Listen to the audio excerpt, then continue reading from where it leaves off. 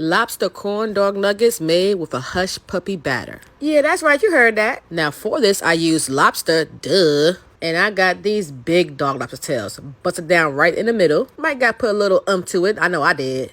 And all you're gonna do is take out the inside. So I grab the meat from the top, no paws, and I just put it straight out the shell.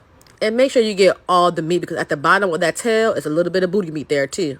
So don't forget that one, please don't. And if it has a poop line, this is the perfect time to clean it. And yes, these just was nice and big. Now, y'all been teasing me on how I say skewers, but that's how I say skewers. I bust down 2 lobster tails, and I stuck the skewers at the tail end and pushed it up because I want the thicker part to be on top. Now, if you could find smaller skewers than I did, find them. I couldn't find smaller ones than that. Now, we're going to quickly poach the lobster tails with 2 sticks of butter. Yes, 2 sticks. And a little bit of grapeseed oil so the butter won't burn. And then thyme and rosemary. Mix it all up. And we're going to add just a little bit of salt, not too much. So I'm only butter poaching the lobster tails because I don't know if they will cook all the way through if I just fry them with the hush puppy batter. Because the hush puppy batter will be a little bit on the thicker side, I don't know if the lobster tails will actually cook through if I just put them in there raw. But now you're going to see why I say get some smaller sticks if you can. This is my biggest pot and they cannot all fit in there.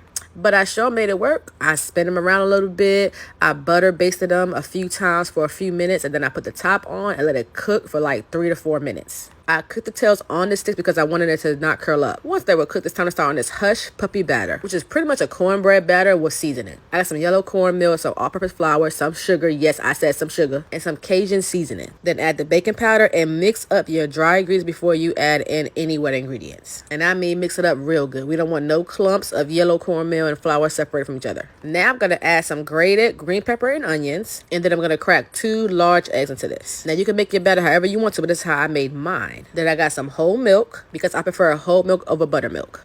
And then we're just going to mix everything together. We want it to be completely combined. And at this point, you can adjust to make sure that the consistency is the way you need it to be. Mine was perfect, so I didn't have to have anything else. Now get your tall cup and add the batter in there almost to the top, not all the way to the top. Because you're going to need room for the skewers to stick in without any of the batter falling outside of the cup. As you can see, the consistency is smooth, but it's not runny. We do not want a runny batter. Now, after your lobster done cooled off a little bit, take them and dip them straight on in there. Dip them in, move it around a little bit, pull them out. Whoa. Then we're going to fry them in 350-degree oil for 3 to 4 minutes until they get golden brown and beautiful, like me, and just like this.